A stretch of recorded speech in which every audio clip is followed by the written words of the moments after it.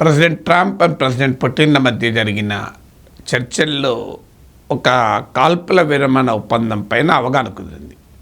ఈ కాల్పుల విరమణ పూర్తి స్థాయిలో జరగాలని అమెరికా ప్రతిపాదించింది.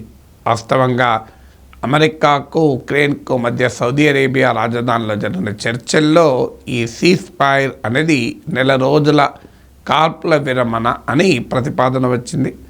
ఈ ప్రతిపాదనను జెలెన్స్కీ అంగీకరించాడు. బంతి రష్యా కోర్టులో పడింది.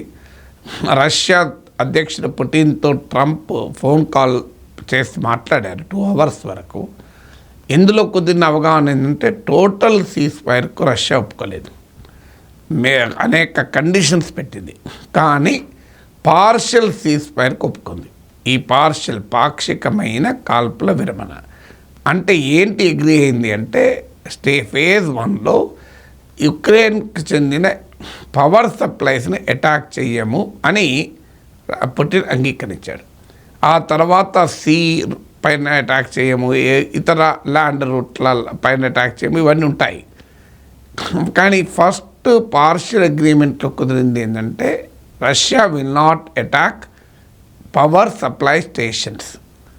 వెంటనే ఈ వార్త చూసినప్పుడు మనకు అనుమానం కలుగుతుంది. ఇదేంటి, మేము సివిలియన్ ఇన్ఫ్రాస్ట్రక్చర్ పౌరులను టార్గెట్ చేయము, హాస్పిటల్స్ చేయము, స్కూళ్ళు చేయము, మిలిటరీ టార్గెట్స్ మాత్రమే అటాక్ చేస్తాం, ఇట్లాంటి అగ్రిమెంట్లు ఉంటాయి. కానీ ఈ అగ్రిమెంట్ ఏంది, పవర్ సప్లైస్ను టార్గెట్ చేయము అని ట్రంప్ పుటిన్ల మధ్య కుదిరిన సీజ్ ఫైర్ అండర్స్టాండింగ్లో ఫేజ్ 1లో రష్యా అంగీకరించింది. నాకు అనుమానం వచ్చి దీన్ని స్టడీ చేయడం మొదలుపెట్టాను. అసలు ఏంటి, why is so important power సప్లైస్ని. వార్లో ఎవరైనా చేసే మొదటి పని ఏంటంటే ఇన్ఫ్రాస్ట్రక్చర్ ధ్వంసం చేస్తారు.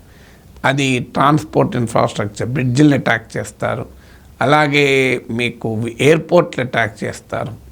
సో టెలికామ్ ఇన్ఫ్రాస్ట్రక్చర్ని అటాక్ చేస్తారు, కమ్యూనికేషన్ ఇన్ఫ్రాస్ట్రక్చర్. అందులో కీలకమైంది పవర్ ఇన్ఫ్రాస్ట్రక్చర్. 4+4 ఆఫర్. మొదటిసారిగా కంట్రీ డిలైట్ పాలని 4 రోజులు ఆర్డర్ చేసిన వాళ్ళకి మరో 4 రోజులు ఫ్రీ. ఇంకెందుకు ఆలస్యం, యాప్ని డౌన్లోడ్ చేసుకోండి. Download the Country Delight app now. ఎందుకు అంటే కరెంట్ లేకుండా ఆధునిక ఎకానమీ ఉండదు కనుక. There is no power, no economy without power. మీకు లాస్ట్ 3 yearsలో యుక్రెయిన్ పైన నియర్లీ 1000 అటాక్స్, ప్రధానమైన అటాక్, చిన్నవి కాకపోతే రష్యా జరిపితే ఇందులో 2/3 నియర్లీ 3/2 టార్గెట్ చేసి పవర్ ఇన్ఫ్రాస్ట్రక్చర్ పైన రష్యా అటాక్ చేసింది. ఈవెన్ రష్యానే కాదు, ఉక్రెయిన్ చేసిన టార్గెట్ కూడా రష్యాలోని ఎనర్జీ ఇన్ఫ్రాస్ట్రక్చర్ పైన టార్గెట్ చేసింది. ఆయిల్ షిప్పింగ్ వ్యవస్థల పైన, ఆయిల్ డిపోల పైన, ఆయిల్ పైప్ లైన్ల పైన, రష్యా నుంచి యూరోపియన్ కంట్రీస్కి వెళ్ళేటువంటి ఆయిల్ పైప్ లైన్, సీ నుంచి వెళ్ళేటువంటి ఆయిల్ పైప్ లైన్ల మీద టార్గెట్ చేసింది. సో దాదాపు రష్యాకు చెందిన ఆయిల్ రిఫైనింగ్ కెపాసిటీని నియర్లీ 10% ధ్వంసం చేశామని ఉక్రెయిన్ చెప్పుకుంటుంది. రష్యా దీన్ని ధృవీకరించడం లేదు. Russia is not validating it. So ఈ దాడులు జరుగుతున్న వేళ ఈ ఉక్రెయిన్లోని పవర్ ఇన్ఫ్రాస్ట్రక్చర్ను ఎంత స్థాయిలో అటాక్ చేసింది రష్యా అంటే సుమారు 80 లక్షల మంది ఉక్రెయిన్లు ఇబ్బంది పడ్డారు కరెంట్ లేక.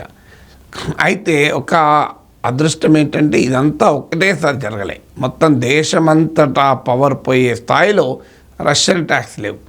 ఇది స్ప్రెడ్ ఓవర్ 3 yearsలో 80 లక్షల మందికి కరెంట్ సప్లైని డిస్టర్బ్ చేస్తూ రష్యన్ అటాక్స్ సక్సెస్ఫుల్గా సాధించారు. దీనివల్ల ఏమవుతుంది అంటే అందులో యూరోపియన్ కంట్రీస్లో చాలా ఛాలెంజ్ ఏంటంటే వింటర్లో కనుక పవర్ పోతే బతకలేరు వాళ్ళు. ఎందుకంటే బిలో 0, sub-0 టెంపరేచర్స్ కూడా ఉంటాయి. అందువల్ల కరెంట్ లేకుంటే చలిలో గడ్డగట్టిపోతారు, ఏ పని జరగదు. అందువల్ల ఇంట్లో కరెంట్ లేకపోతే ఉండలేరు. అలాంటి పరిస్థితుల్లో ప్రజల్లో నుంచి కూడా వ్యతిరేకత వస్తుంది. ప్రభుత్వాలపైన ప్రజలు తిరుగుబాటు చేస్తారు ఆ చలి భరించలేక. అందువల్ల ఒక రకంగా ఎకానమీని దెబ్బతీయడం, ప్రజల్లో కూడా తీవ్ర వ్యతిరేకత. ఈవెన్ మనలాంటి దేశంలోనే ఒక అర్ధగంట కరెంటు పోతేనే మనం భరించలేం, ఫ్యాన్ తిరుగుతలేదు అని చిరాకు పడుతూనే ఉంటాం, లైట్ ఉండదు, రాత్రిపూట కరెంటు పోతే ఇంకా చిరాకు. అలాంటిది 80 లక్షల మంది యుక్రెయిన్లో పవర్ డిస్రప్ట్ అయింది ఈ వార్ మూలన. అంటే వార్ వల్ల ఉక్రెయినియన్లు ఎంత ఇబ్బంది పడ్డారో దీన్ని బట్టి అర్థమవుతుంది. ఇంకా అక్కడికి కూడా కంట్రీ రెసిలియంట్గా ఉండడం ఆశ్చర్యంగా ఉంది. అందువల్ల ఈ పవర్ ఇన్ఫ్రాస్ట్రక్చర్ను మేము టార్గెట్ చెయ్యను అని రష్యా అంగీకరించింది.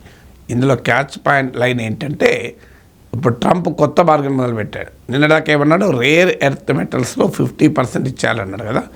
ఇప్పుడు రష్యా దాడుల నుంచి ఉక్రెయిన్ పవర్ ఇన్ఫ్రాస్ట్రక్చర్ను మేము ఎగ్జామ్ట్ చేయించాం దాడుల నుంచి కనుక, ఆ పవర్ ఇన్ఫ్రాస్ట్రక్చర్ను అమెరికన్ కంపెనీలు నిర్వహిస్తాయని ఉక్రెయిన్తో కొత్త బేరం మొదలుపెట్టాడు ట్రంప్.